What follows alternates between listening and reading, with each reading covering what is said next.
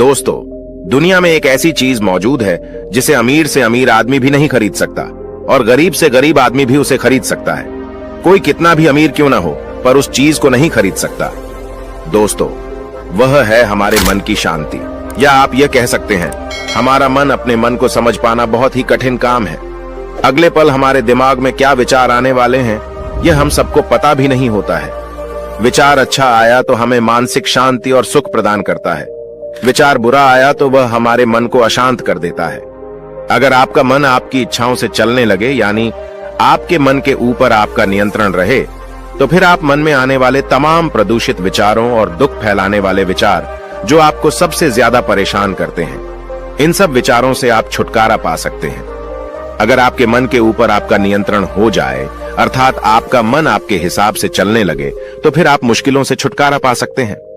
तो आज की इस बौद्ध कहानी में हम यही जानने का प्रयास करेंगे कि मन हमारे हिसाब से चलें, न कि हम मन के हिसाब से चलें।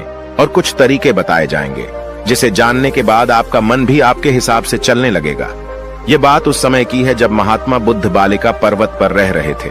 तभी वहां पर महात्मा बुद्ध का एक शिष्य उनके पास आया और वह महात्मा बुद्ध को प्रणाम करके कहता है, बुद्ध, मैंने सभी प्रकार से अपने मन को अपने नियंत्रण में कर लिया है, उसे अपने वश में कर लिया है। अब मेरा मन मुझे भटका नहीं सकता।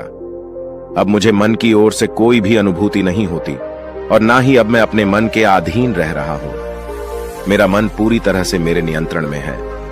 जैसा मैं चाहता हूं, जैसा मैं सोचना चाहता हूं, जिस तरह से मैं कार्य करना चाहता हूं, मेरा मन उसमें पूरा साथ देता है।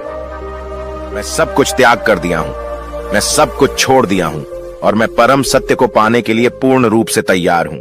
बुद्ध, बताइए, मैं परम सत्य को कैसे प्राप्त कर सकता हूं? मुझे कहां मिलेगा? महात्मा बुद्ध अपने उसी शिष्य की यह बात सुनकर मुस्कुराने लगे और सीसे से कहते हैं, तुमने किस चीज का क्या किया है? तभी वह महात्मा बुद्ध से कहता है, बुद्ध, मैंने अपना परिवार छोड़ दिया है, जहां मेरे माता पिता, मेरी पत्नी और मेरे बच्चे रहते थे। मैंने उस परिवार को छोड़ दिया। जब मैं यहां पर आया था तो मुझे मेरे परिवार की बहुत याद आती थी। मेरा मन कहता था कि मैं वापस उन्हीं के पास चला जाऊं। मेरा मन यहां पर नहीं लगता था, लेकिन देखते ही देखते मैंने अपने मन को अपने वश में कर लिया है। अब तो मैं इसको अपने नियंत्रण में कर लिया हूं। अब ना तो मुझे अपने परिवार की याद आती है और ना ही मैं उनकी यादों को लेकर बेचैन रहता हूं। और तो और मुझे अपने घर के उन स्वादिष्ट पकवानों की भी याद नहीं आती जो मैं अपने सांसारिक जीवन में खाया करता था। और अब तो जो कुछ भी मुझे मिल जाए, मैं वही भोजन कर लेता हूं और उसी में मुझे आनंद मिलता है। मैं उसी में संतुष्ट हो जाता हूं। पहले मेरी काम बोर में इच्छा आ जाती थी, लेकिन अब मेरी इच्छा इस तरफ बिल्कुल भी नहीं आती। मेरे अंदर अब किसी भी प्रकार का कोई लालच नहीं है, कोई द्वेष नहीं है और न ही किसी से ईर्ष्या। मेरा मन बहुत ही शांत और स्थिर है और न ही मेरे मन में कोई इच्छा है और न ही कुछ पाने की लालसा है। अब मेरे मन में केवल मैं ही हूं। महात्मा बुद्ध ने अपने शिष्य की सारी बातें ध्यानपूर्वक सुनते हैं और उसके बाद अपने शिष्य से कहते हैं, भंते, ठीक है, जो कुछ भी तुम कर रहे हो वह सब सही है, इसलिए तुम कल मेरे साथ भिक्षाटन के लिए मेरे साथ चलोगे। वैसे महात्मा बुद्ध के मुख से यह शब्द सुनकर बहुत ही प्रसन्न हो जाता है और उनसे कहता है, जैसा आप चाहें। अगले दिन सुबह महात्मा बुद्ध और शिष्य दोनों भिक्षाटन के लिए आश्रम से निकल पड़ते हैं। जब महात्मा बुद्ध और उनका से बिछड़ के लिए एक गांव की तरफ जा रहे थे, तभी रास्ते में एक बहुत ही मनोरम उद्यान पड़ा। वहां पर बहुत ही असीम शांति थी। चारों तरफ हरियाली थी, मध्यम हवाएं बह रही थीं। हर तरफ मानो खुशियां बिखेर दी गई हो। यह सब देखकर वासी मंत्रमुग्ध हो गया और वह मन ही मन सोचने लगा, यदि मैं यहां पर आकर ध्यान करूंगा तो मैं परम सत्य तक अवश्य ही पहुंच जाऊंगा। परम सत्य मुझे जल्द ही मिल जाएगा। और अब यही विचार उसके मन में बार बार आने लगा। वह बार बार उसी उद्यान के बारे में सोचता, वहां की शांति, वहां की हरियाली, उन हवाओं के बारे में, उस उद्यान के फूलों की खुशबू के बारे में जो वहां की हवाओं में बह रही थी। उसके मन में वहां जाने की तीव्र इच्छा उत्पन्न होने लगी, लेकिन उसने जैसे तैसे खुद को संभाला और महात्मा बुद्ध के साथ दूसरे गांव में जाकर भिक्षा मांगकर वापस आश्रम लौट आया। लेकिन अभी उसके मन में उस उद्यान में जाने की तीव्र इच्छा जाग उठी थी और उसकी यह इच्छा समय के साथ और भी अधिक प्रबल हो जा रही थी। उससे अब रहा नहीं जा रहा था। वह कैसे भी उस मनोरम उद्यान में जाना चाहता था। अब उससे रहा नहीं जा रहा था। वह तुरंत ही महात्मा बुद्ध के पास जाकर उन्हें सादर प्रणाम करके कहता है, बुद्ध, वह उद्यान बहुत ही सुंदर था और वहां पर जो शांति थी, जो हरियाली थी और वहां की हवाओं में खुशबू बह रही थी, उससे मेरा मन और भी शांत हो गया था। यदि मैं वहां पर जाकर ध्यान करता हूं तो मेरा ध्यान अवश्य ही सफल होगा और मैं बहुत ही जल्द सत्य की प्राप्ति कर पाऊंगा। मैं बहुत जल्द बुद्धत्व को प्राप्त कर सकूंगा। उस समय महात्मा बुद्ध और उनके शिष्य के अलावा उस आश्रम में कोई और नहीं था। महात्मा बुद्ध ने अपने शिष्य से कहा, ठीक है, तुम चले जाना, लेकिन अभी कुछ देर के बाद जाना। जब कोई दूसरा भिक्षु यहाँ पर आ जाए तो तुम यहाँ से जा सकते हो, तब तक के लिए यहीं पर रुको। जैसे ही कोई भिक्षु आएगा तो तुम यहाँ से चले जाना। लेकिन उसका मन पूरी तरह से मंत्रमुग्ध हो चुका था। उसे सबके मन में उस उद्यान में जाकर बैठने की लालसा जाग उठी थी।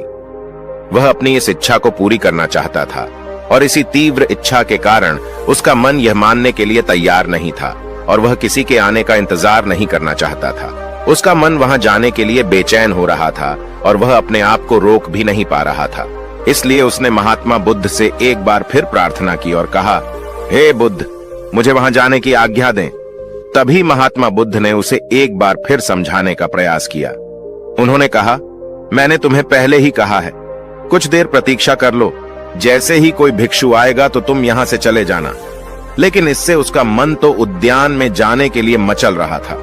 वहां जाने की इच्छा उसको और ज्यादा बेचैन कर रही थी। किसी भी हालत में वह अपनी उस ब्रेड इच्छा की पूर्ति करना चाहता था। इसलिए वह बार बार महात्मा बुद्ध से केवल एक ही निवेदन कर रहा था कि बुद्ध उसे उस उद्यान में जाने दें। और आखिरकार महात्मा बुद्ध उसकी बात मान ही जाते हैं और उसे उस उद्यान में जाने की अनुमति दे देते हैं। जैसे ही महात्मा बुद्ध ने उसे उस उद्यान में जाने की आज्ञा दी, वह खुशी से झूम उठा, क्योंकि उसकी इच्छा पूरी होने वाली थी। वह तुरंत ही दौड़ा दौड़ा उस वाटिका में पहुंचा। उसने अपना वहां आसन बिछाया और ध्यान करने लगा। लेकिन अब उसका मन भटक रहा था। उसने काफी देर तक प्रयास किया। काफी समय बीत चुका था, लेकिन वह अपने मन को केंद्रित नहीं कर पा रहा था, जिस कारण उसका मन ध्यान साधना में नहीं लग पा रहा था। सुबह से शाम हो चुकी थी, लेकिन अब तक वह ध्यान करने में सफल नहीं हो पाया था और अब उस शिष्य का मन बहुत ही बेचैन था। वह समझ ही नहीं पा रहा था कि आखिर यह सब कैसे हो रहा है। उसका मन उसे पूरी तरह से नियंत्रण में कर रखा है। वह सोचने लगा, मेरा मन तो मेरे बस में था, जैसा मैं चाहता था या बिल्कुल वैसा ही करता था, तो आज मैं ध्यान क्यों नहीं कर पा रहा हूं? उसे अपने इस प्रश्न का उत्तर चाहिए था, जिस कारण वह शाम को वापस महात्मा बुद्ध के पास पहुंचा। महात्मा बुद्ध के सामने उपस्थित हुआ और उन्हें प्रणाम करके महात्मा बुद्ध से कहता है, हे बुद्ध, आज बहुत अजीब बात हुई जो मेरा मन पूरी तरह से मेरे नियंत्रण में था, जिस पर मैंने अपना नियंत्रण पा लिया था। आज वही मन मुझे भटका रहा था। मैंने कई बार ध्यान करने की कोशिश की, कई बार अपने मन को केंद्रित करने की कोशिश की, लेकिन मेरा मन मेरे काबू में आ ही नहीं रहा था। वह मुझे यहां वहां की बातें दिखा रहा था, मुझे पुरानी यादें दिखा रहा था। वह मुझे भटकाने में लगा हुआ था। फिर भी मैंने हिम्मत नहीं हारी। मैंने सुबह से लेकर शाम तक इसे अपने वश में करने का पूरा प्रयास किया, लेकिन फिर भी मैं इस पर काबू नहीं कर पाया। जबकि मैं वहां ध्यान भी किया था, लेकिन फिर भी ऐसा क्यों हुआ? तभी महात्मा बुद्ध अपने शिष्य को समझाते हुए कहते हैं, भंते, अगर कोई व्यक्ति झूठ बोलता है, चोरी करता है, पाप करता है, और अगर उस व्यक्ति की आंखों पर पट्टी बांध दी जाए, उसके हाथ पैर बांधकर उसे कारागृह में डाल दिया जाए, तब क्या ऐसा व्यक्ति सत्यवान और ईमानदार हो सकेगा? क्या वह झूठ बोलना बंद कर देगा? क्या वह दानी बन जाएगा? इस पर शिष्य कहता है, ऐसा कैसे हो सकता है? यदि व्यक्ति झूठ बोलता है, वह पापी है, चोरी करता है, लोगों को धोखा देने में उसे मजा आता है, और यदि उसके हाथ पैर बांधकर, उसकी आंखों पर पट्टी बांधकर उसे किसी कारागृह में डाल दिया जाए, तो वह और भी कठोर हो जाएगा, और जब वह वहां से बाहर निकलेगा तो और लोगों को परेशान करेगा। ऐसा व्यक्ति भला कैसे ईमानदार और सच्चा हो सकता है? और ऐसा व्यक्ति कभी कोई दान नहीं कर सकता। वह जो पहले था वही रहेगा। तभी महात्मा बुद्ध मुस्कुराने लगे और अपने उसी शिष्य से एक बार फिर कहते हैं, मान लो अगर कारागार का द्वार खुला हो और पहरेदार सोया हुआ हो, तो क्या ऐसा व्यक्ति कारागार से भागने का प्रयास नहीं करेगा? इस पर वह से कहता है, हाँ बिल्कुल, वह कारागार से भागी जाएगा, क्योंकि वह एक अपराधी है। वह ज्यादा दिनों तक बंदी बनकर रहना कभी नहीं पसंद करेगा। उसे अपनी आजादी पसंद है और उसे लोगों को परेशान करना भी पसंद है, इसलिए वह उस कारागृह में रह नहीं पाएगा। यदि उसे ऐसा अवसर प्राप्त होगा तो वह अवश्य ही वहां से भाग जाएगा। तभी महात्मा बुद्ध ने कहा, तो क्या वह कारागृह से भागने के बाद सत्यवान हो सकता है? क्या वह सत्य बोलेगा? क्या वह ईमानदारी की राह पर चल सकता है? क्या वह दानी बन जाएगा? महात्मा बुद्ध के इस सवाल का जवाब देते हुए वह शिष्य कहता है, वह भला ऐसा कैसे हो सकता है? वह तो अपराधी है, गुनाहगार है, जिसे लोगों को परेशान करने में मजा आता है, जिसे चोरी करना अच्छा लगता है। वह भला सत्यवान कैसे हो सकता है? वह भला ईमानदारी की राह पर कैसे चल सकता है? वह तो असत्य ही बोलेगा, वह लोगों को तंग ही करेगा, लोगों को परेशान करेगा, क्योंकि उसे उसी में आनंद आता है। जब तक उसमें कोई परिवर्तन न हो तब तक वह उसी गलत राह पर चलता रहेगा। तभी महात्मा बुद्ध मुस्कुराने लगे और अपने उसी शिष्य से कहते हैं, भंते, जिस तरह से अपराधी कारागृह से भाग जाएगा, वैसे ही तुम्हारा मन भी कारागार से भाग चुका है। भला कारागृह में कौन रहना चाहता है? जब जिसे मौका मिलता है कारागृह से भाग जाता है। दुनिया की हर एक जगह अच्छी होती है, बस बदलाव खुद में लाना होता है। तुम्हारा ध्यान यहां पर भी लग सकता था, और जैसा पहले था तुम्हारा ध्यान लग भी रहा था। बस तुम्हें खुद को जागरूक करने की जरूरत थी कि जो वहां प्रगति थी वही यहां पर भी है। जो लोग पूजा पाठ करते हैं, जरूरी नहीं कि मंदिर ही जाएं तो ही उनका मन शांत हो। मन अगर शांत है तो घर भी मंदिर बन जाता है। बुद्ध कहते हैं, मन की शांति खोजना है तो खुद के अंदर जाने का प्रयास करो। बाहर के वातावरण में मन की शांति नहीं मिलेगी, मन भटकता रहेगा, तुम उसके पीछे भागते रहोगे। मन की शांति के लिए अच्छी जगह पर भागते रहोगे, पर कहीं भी तुम्हें शांति नहीं मिलेगी या मन तुम्हें भटकाता रहेगा। तुम उसके पीछे भागते रहोगे पर तुम्हें कभी भी शांति नहीं मिल पाएगी। इसलिए शांति लानी है तो खुद के भीतर जाने का प्रयास करो। इसके लिए खुद के भीतर की यात्रा करो। इंसान दिन भर भागता रहता है यहाँ वहां सिर्फ सुख पाने के लिए। अगर उसे थोड़ा सुख भी मिल जाता है तो वह और अधिक सुख पाने की इच्छा में भागने लगता है। जब उसे और अधिक सुख मिलता है तो वह उससे ज्यादा सुख पाने की राह पर निकल पड़ता है। ऐसे ही इंसान सुख पर सुख खोजता रहता है, पर उसे कहीं भी असली सुख और शांति नहीं मिल पाती है। इसलिए ध्यान में बैठने का प्रयास करो। असली शांति तो है तुम्हारे अंदर। जब तुम ध्यान में प्रतिदिन बैठने लगोगे तो धीरे धीरे तुम्हारा विचलित मन, भटकता हुआ मन स्थिर होने लगेगा। फिर मन की चंचलता दूर होती जाएगी और तुम्हारा मन तुम्हारे हिसाब से काम करेगा। जो तुम चाहोगे वही करेगा। महात्मा बुद्ध की यह बात सुनकर वह शिष्य तुरंत ही महात्मा बुद्ध के चरणों में गिर पड़ा और हाथ जोड़कर उनसे कहने लगा, बुद्ध मुझे क्षमा करें, बुद्ध मुझे क्षमा करें। वास्तविकता में मैं तो वहां पर ध्यान करने ही गया था, लेकिन वाटिका ऐसी थी कि किसी की याद दिला रही थी और मैं अपनी पुरानी यादों को दोबारा जीना चाहता था। इसी कारण मेरा मन अत्यधिक विचलित हो चुका था। मेरे मन में तीव्र इच्छा उत्पन्न होने लगी थी कि मुझे उस वाटिका में जाना चाहिए और अपनी उन यादों को एक बार फिर से जिंदा करना चाहिए। इसी कारण से मैं वहां पर ध्यान भी नहीं लगा पाया। मैंने बहुत प्रयास किए, बहुत प्रयत्न की, लेकिन एक बार भी ध्यान में उतर नहीं पाया। इस पर महात्मा बुद्ध ने कहा, भंते, मन को वश में करना नहीं होता है, न ही मन पर नियंत्रण पाना होता है, बल्कि इसे तो परिवर्तित करना होता है। हमारा मन बहुत चंचल होता है। जिस प्रकार जब कोई व्यक्ति किसी मछली को पानी से निकालकर जमीन पर पटक देता है तो वह तड़पने लगती है। दोबारा पानी में जाने के लिए ठीक उसी प्रकार व्यक्ति का मन होता है।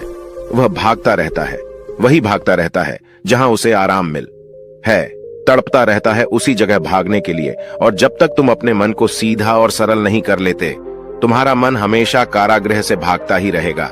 इसलिए अपने मन पर यदि तुम में नियंत्रण पाना चाहते हो, अपने मन को अपने वश में करना चाहते हो, तो इसे सीधा और सरल बनाओ।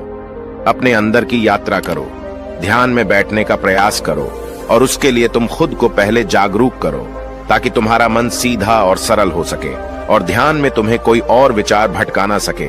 और यह प्रयास तुम्हें निरंतर करते रहना होगा जब तक कि तुम्हारा मन सीधा और सरल न सोचने लगे, अर्थात तुम्हारा मन शांत न होने लगे, तुम्हारे दिमाग में कोई और विचार न आए। तब तुम ध्यान की गहरी अवस्था में जा सकते हो।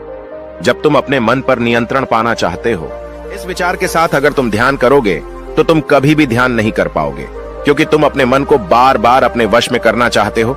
और जब तुम अपने मन को बार बार वश में करने लगोगे तो तुम्हारा ध्यान मन पर चला जाएगा ना, कि ध्यान पर। तो ऐसी अवस्था में तुम कभी भी ध्यान में नहीं जा पाओगे। और जब तुम ध्यान की गहरी अवस्था में पहुंच जाओगे तब तुम्हारा मन भी तुम्हारे नियंत्रण में आ जाएगा। वह तुम्हारी हर बात मानेगा। जैसा तुम चाहोगे वह तुम्हारा साथ देगा, और वह भी एक अच्छा साथी बनकर। यह तुम्हारी हर इच्छा में तुम्हारा साथी रहेगा, और फिर तुम जैसा चाहो, जिस लक्ष्य को पाना चाहोगे, उस लक्ष्य को पाने के लिए तुम्हारे लिए रास्ता भी तैयार करेगा, और तुम अपने उस लक्ष्य को बड़ी आसानी और बड़ी सरलता से प्राप्त कर सकोगे। इतना कहकर महात्मा बुद्ध शांत हो गए, और वह कहता है, हे बुद्ध, आपने मेरी आंखें खोल दी। मैं तो अपने मन को अपने वश में करने चला था, लेकिन मैं यह भूल चुका था कि इसे वश में न करके इसे परिवर्तित करना होगा। बुरे विचारों की जगह हमें इसमें अच्छे विचार भरने होंगे। बुरी आदतों की जगह हमें इसमें अच्छी आदतें लानी होगी। दोस्तों, उम्मीद है इस वीडियो से आपको काफी कुछ सीखने को मिला होगा, और अगर आप नए हो तो हमसे जुड़ने के लिए इस चैनल को सब्सक्राइब करना मत भूलिएगा।